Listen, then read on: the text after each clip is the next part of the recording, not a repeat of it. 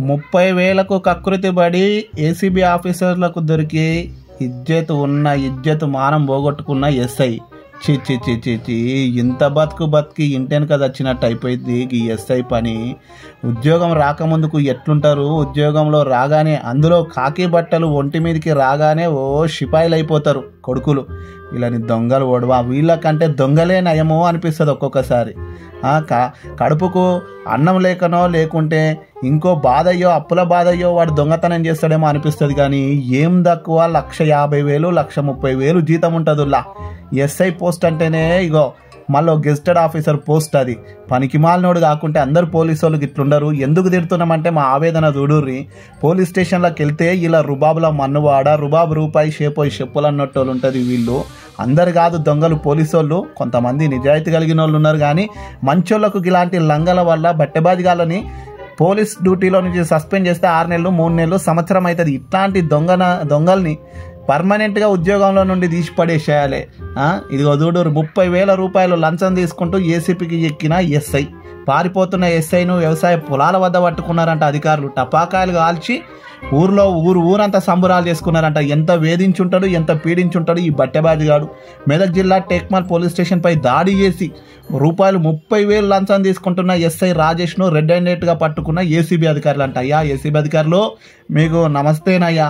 కానీ వీడిని డ్యూటీలోకి వెళ్ళి పూర్తిగా వీకేరి మళ్ళా వచ్చారంటే వీడు బకాసూరుడుగా తయారవుతాడు. ఏసీబీ అధికారుల నుండి తప్పించుకొని వారిపోతున్నట్ట ఈ పనికి మాలినోడు. రాజేష్ను చేసి మరి ఉగ్రవాదినో నక్సలైట్లనో దొంగలనో ఇంకోరిని చేసిరని మనం వింటాం కదా. మరి గట్ల పట్టుకోవాల్సి వచ్చిందంట ఈ నిగరంలో మన్నువాడ. ఇగరం ఇళ్ళతో ఏదో ముగ్గేసింది అన్నట్టు వింటాం కదా ఈ పనికి మాలినోడు. వ్యవసాయ పొలాలలోకి పారిపోయినంట దొంగ కదా మరి. ఎస్ఐ రాజేష్ని ఏసీబీ అధికారులు పట్టుకోగానేనంట ఊరంతా టపాకాయలు కాల్చిరంట. అంటే ఎంతమందిని హింసించుంటాడో. కనబడని మూడో సింహమే పోలీస్ అని అనేటోళ్ళకు చెప్తున్నా. ఇక కనబడని కకృతి సింహాలు కూడా గిట్లుంటాయి. ఎందుకురా నాయన ఉన్న ఇజ్జత్ అంతా పోగొట్టుకుంటేవి. వీడు ఇప్పుడే గిట్లుండానంటే ఇంతకుముందుకి ఎట్లుండే వీని ఆలోచన చేయండి. వీని బలుపు కాకుంటే వీని బట్టలన్నీ ఇంపి కొట్టాలి. అసలు ఆ బట్టలకున్న విలువ పోతుంది అంటున్నారు జనం. ఇక ఇంత కకృతిగాళ్ళు ఈ దేశంలో మన తెలంగాణ రాష్ట్రంలో కూడా ఉండడం దౌర్భాగ్యం. ఇలాంటి దొంగల్ని పూర్తిగా డ్యూటీలో నుంచి పర్మనెంట్గా తీసిపడేయాలని చెప్పేసి ప్రజలు కోరుకుంటున్నారు.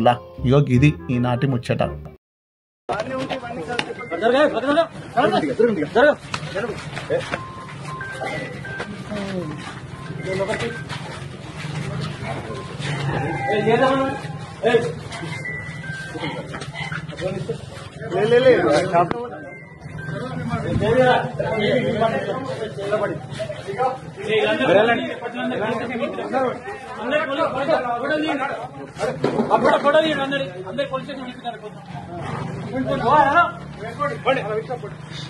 ఎవరు